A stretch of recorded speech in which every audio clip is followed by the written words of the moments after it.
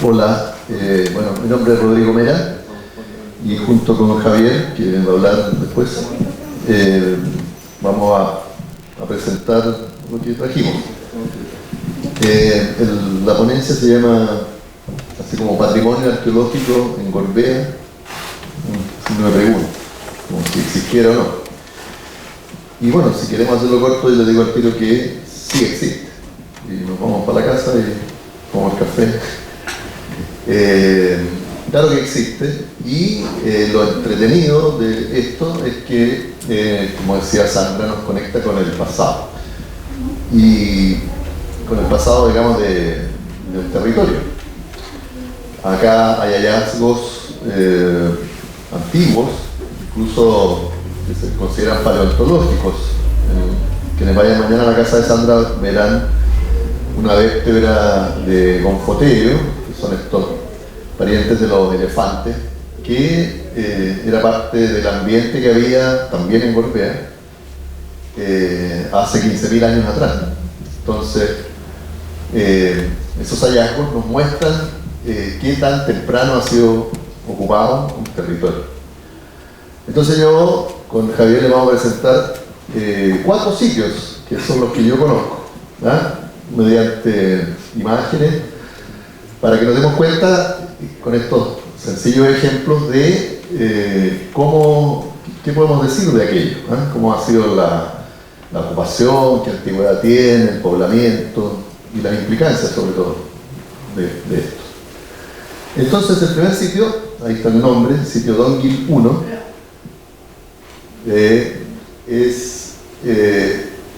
está ubicado muy cerca del río Dongil, yo no sé si seguirá funcionando, seguramente sí, lo que es el vertedero de Gorbea. Hace unos años atrás hubo un proyecto para cambiar este lugar, este vertedero, ampliarlo, hacerlo más grande, y yo me imagino que en parte, producto del hallazgo del sitio, eso dificultó que se hiciera el proyecto.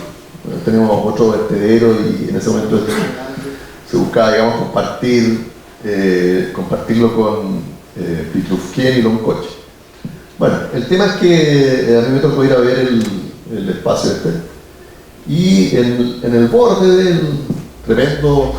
la tremenda excavación que significa un vertedero, ahí estoy mostrando el corte que se hace y más o menos dónde vienen a salir estos hallazgos.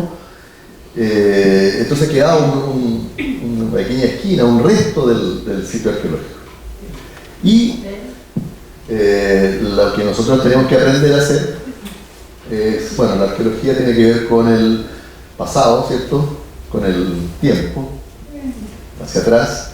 Es una ciencia social, por lo tanto lo que importa acá es darnos cuenta de otros modos de vida, ¿ya? Otras formas culturales, y eso que, bueno, pudiera ser de sentido común, también es importante conocerlo.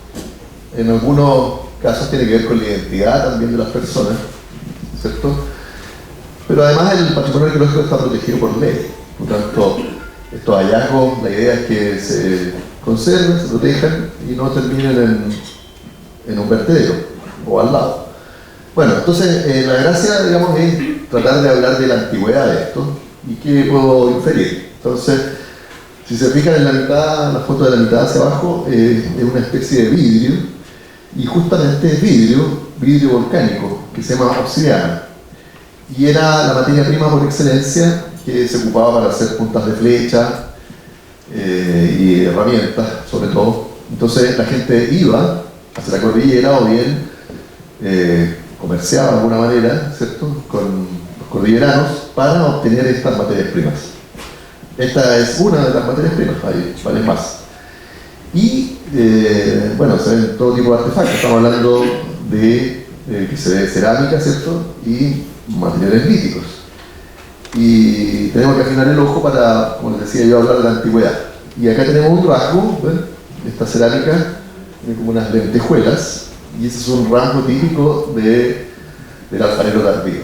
Entonces ya sabemos que este sitio, este lugar, fue ocupado más o menos, o por lo menos hace 500 años atrás. Y se aplican también hay herramientas de piedra, ¿cierto? muchas de ellas son para trabajar la madera.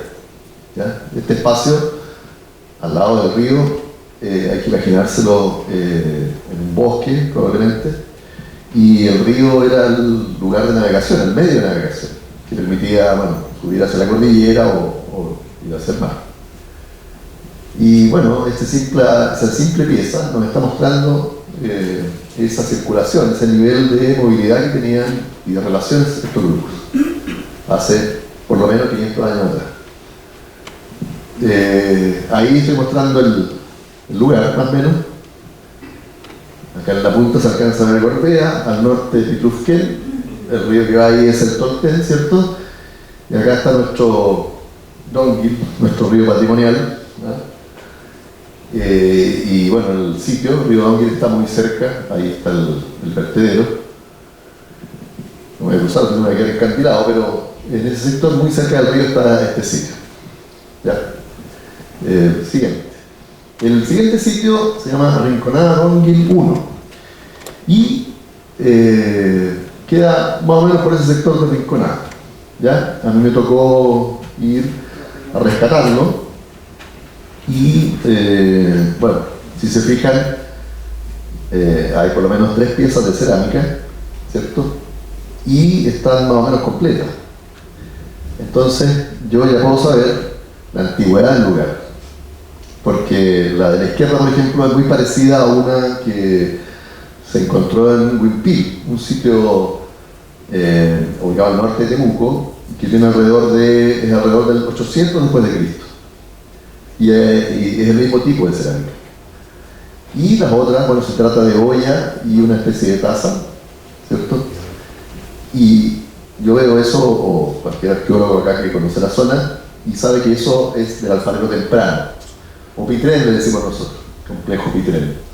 Y eso tiene aproximadamente unos 2000 años de antigüedad, fácilmente. La cerámica es una muy buena herramienta finalmente para conocer acerca de la antigüedad. Este queda en la Rinconada, un sector cercano al Dongil también, y como les digo, nos muestra una ocupación más antigua aún, pero con la misma idea, digamos, muy cercana al valle del río. La siguiente. Y este es el sitio Parque La Aguada. Este lo va a presentar Javier. Y lo que les quiero mostrar es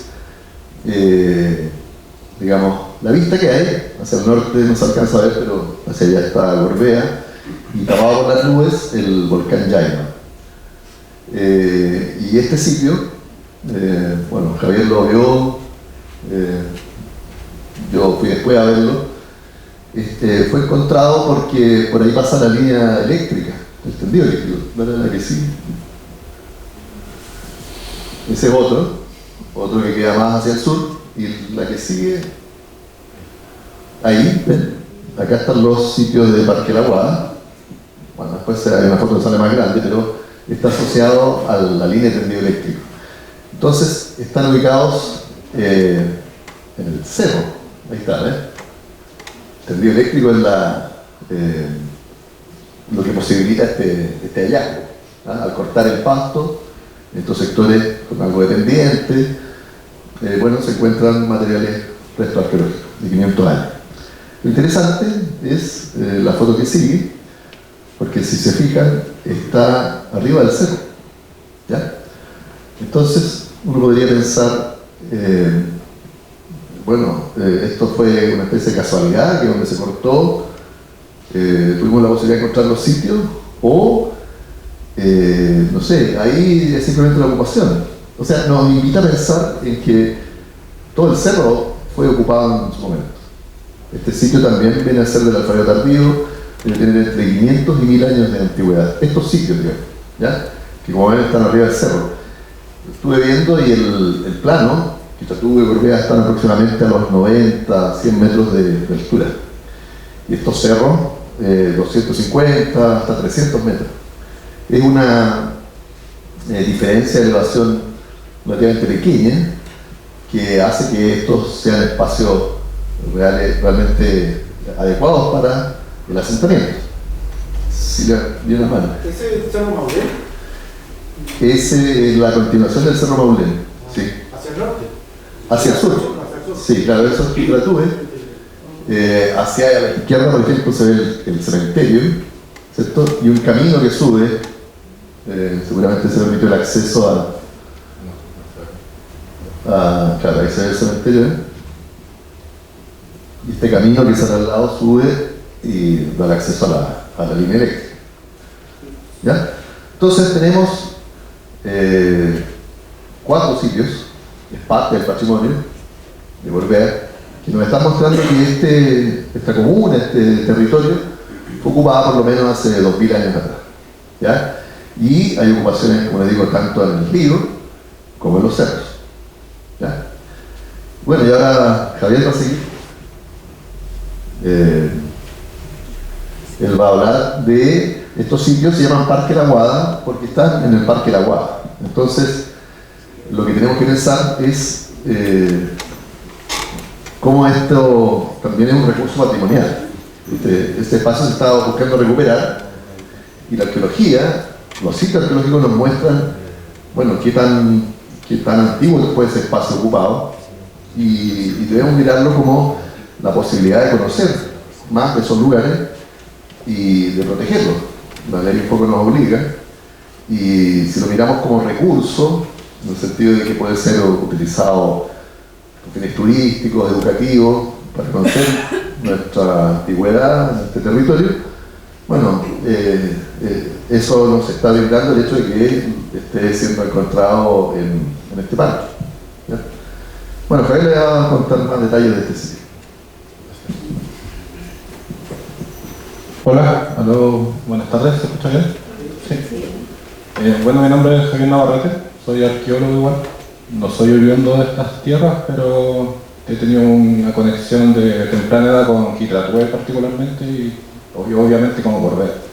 Así que he recorrido harto estos cerritos, he andado caminando por el campo y bueno, y esto es parte de... De hecho, esto lo había visto muchas veces antes de haber estudiado arqueología y ya una vez que estudié arqueología me pude dar cuenta de que esto se trataba ya de un sitio arqueológico como propiamente tal. Y bueno, como les comentaba Rodrigo, en este lugar están creando un parque ecológico para toda la comuna en general de Gorbea, no solo para Quitratúe, sino para Las Tardes y todos los lugares cercanos. Este es el lugar donde se está habilitando el parque. La Guada se llama este sector particularmente y es un lugar bastante interesante porque de este lugar sale una fuente de agua potable y que hasta el día de hoy es ocupada. Entonces, se trata de un lugar prácticamente prístino donde se ha mantenido bosque nativo y se está tratando de recuperar porque alrededor se encuentra una gran cantidad de monocultivos. Entonces se está rescatando el parque, se están sacando las especies invasoras y se está haciendo un trabajo bastante interesante en el lugar. Bueno, como se ve en la foto, en este lugar surge agua, que es un ojo de agua que sale del río y que alimenta gran parte del pueblo. Y ahí también otra fotito que se puede observar esto. Y actualmente el agua de la comuna de Gorbea se obtiene directamente desde ese lugar. También es importante en este sentido porque en algún momento la estación de trenes que se desarrolló en torno a Quitratúe en 1905 se ubicó en este espacio porque había agua que podía alimentar el tren y funcionar de esta forma esta locomoción a vapor antigua. Aquí en esta foto puse esta foto particularmente porque quería hablar de un tema que Quitratúe es un lugar que existe desde mucho antes de que esté como descrito como propiamente tal en la historia de Chile, podría decirse, es una tierra antigua. Y en este mapa de 1777 ya se puede observar Quitratúe y el río Donguil en este lugar. Y estos puntitos que se pueden apreciar aquí son zonas que se identificaron como poblaciones. Entonces, como podemos observar ahí, existía gente viviendo hacia ambos lugares del río Donguil ya en 1777. Después tenemos aquí otra referencia del Atlas de Historia Física y Política de Claudio Gay, de 1854, donde también aparece el camino que va desde Valdivia a Villarrica, que sería esta línea roja que se puede observar, Y también está aquí Tratúe ya referenciado y el sector de Longueuil. Y también, por ejemplo, en esta cita también de una antigua, una crónica que escribió un explorador alemán que anduvo por Chile, se puede observar que ya en esta época él ya había venido aquí a Tratúe y que en este lugar habitaba el cacique Lemunao y que este sector se encontraba, habitaba mucho antes de que ya llegara el Estado chileno como propiamente tal a este lugar. Bueno, esta es una foto de referencia del parque, como les comentaba, un lugar que tiene vegetación prístina hasta el día de hoy, vegetación bosque nativo, es un lugar muy bello. Y aquí es donde se identificaron 3 sitios. Yo en primera instancia identifiqué el sitio 1 y 2 que se pueden observar acá. Y es interesante porque en este lugar surge el agua de la Guada y prácticamente estos sitios están ubicados casi al inicio de donde sale esta agua potable. Entonces igual me imagino que es un lugar idóneo para poder habitar estos espacios. Y Rodrigo ya en una campaña posterior logró identificar el sitio de la Guada 3 y como ustedes pueden observar está en esta zona que está vacía y que nos podría indicar que probablemente gran parte del cerro en algún instante estaba poblado y que nosotros hemos tenido la oportunidad de observar estos lugares que están despejados, pero que probablemente bajo puedan existir más asentamientos y que las poblaciones en algún momento ocupaban tanto las partes bajas como altas de los cerros y que no es como el día de hoy que existen estas reducciones poblacionales que se podrían decir o núcleos poblacionales, sino que la gente antes habitaba más ampliamente en el espacio, no se basaba como en vivir en torno a una plaza como pasa hoy en día. Bueno, el sitio de la Guada 1, lamentablemente el día que subimos no se pudo ver, pero desde la cima de este lugar se puede observar el volcán Villarrica, el volcán Yaima y probablemente el Quetupillán. Entonces es un lugar que tiene un alto valor simbólico, se podría decir, para las antiguas comunidades que habitaban en estos espacios. Y en este lugar, bueno, en el piso se pueden observar fragmentos de cerámica similares a los que Rodrigo les mostró en primer lugar en los otros sitios y que también a partir de su tipo de fabricación indican que corresponden a cerámicas similares a las que han sido encontradas en los otros sitios que están alrededor del río Longueuil. Este es el sitio de la Guada 3, que identificó Rodrigo en este caso, y ahí se pueden observar algunas herramientas de piedra y un percutor que se trata también como de un martillo lítico que se ocupaba para poder fabricar elementos de roca. Entonces, estos son como las fotitos que tenemos como en primera instancia, de algo superficial, como ustedes pueden ver, porque lo identificamos sin hacer ningún tipo de intervención en el terreno, sino que esto se puede observar a simple vista.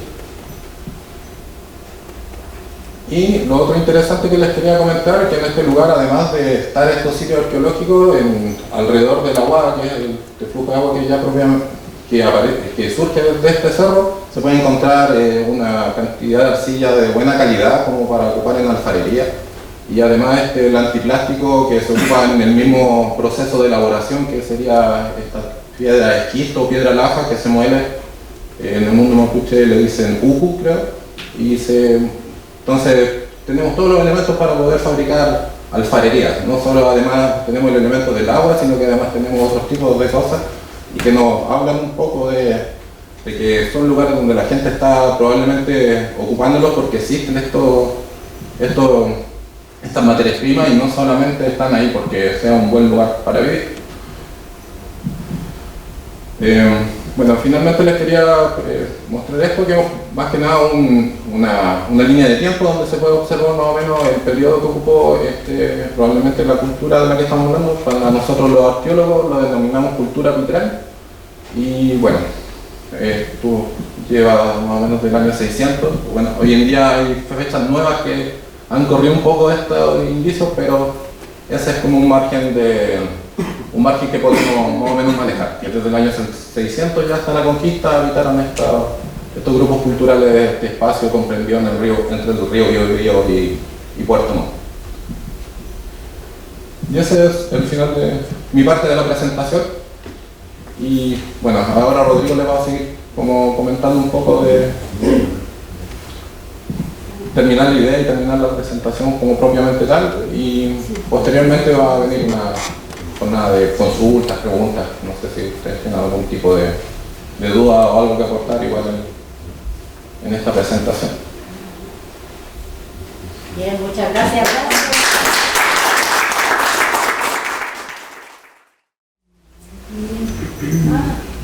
Gracias, Javier. Bueno, un poco para terminar esta presentación. Alguien mencionó ahí el Cerro Maulén, ¿cierto? Que es el que tenemos frente a Gorbea.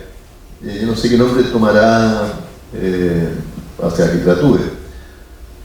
Maulén nos habla de lluvia, ¿ya? Maulén. Y bueno, todos los espacios altos son fuentes de agua y de materias primas.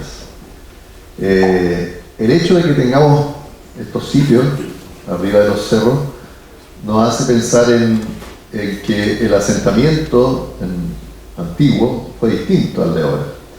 Como mencionaba Javier, y eso para mí debería ser un patrimonio, un conocimiento, digamos, una especie de tradición que se mantiene en el tiempo.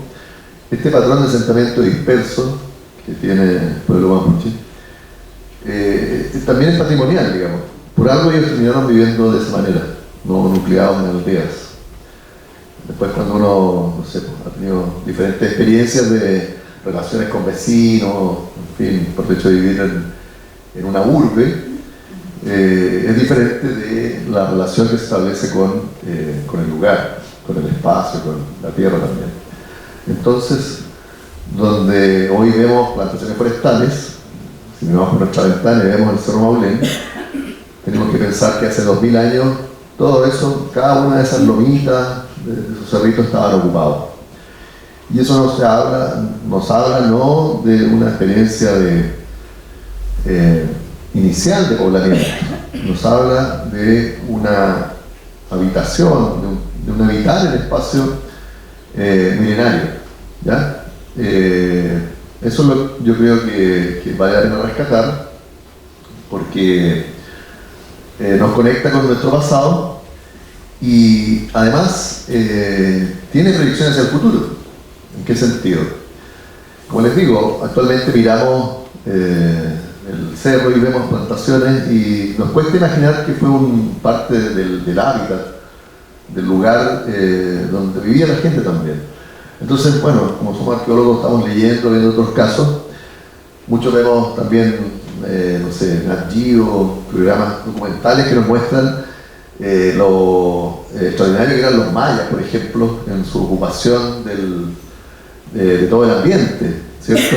La capacidad de generar campos de cultivo y sostener una población importante es algo que es admirable.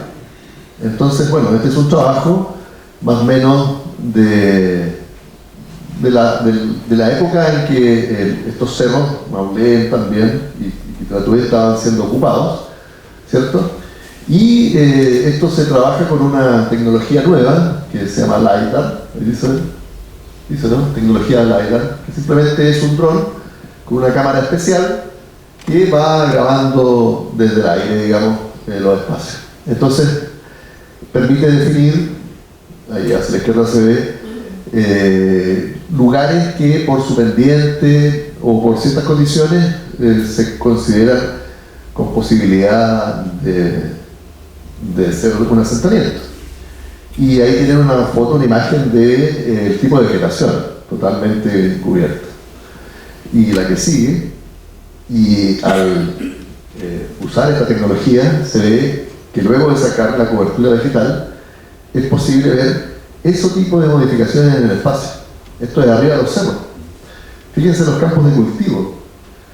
Eso también implica que son espacios ocupados, obviamente, y capaces de mantener una población importante.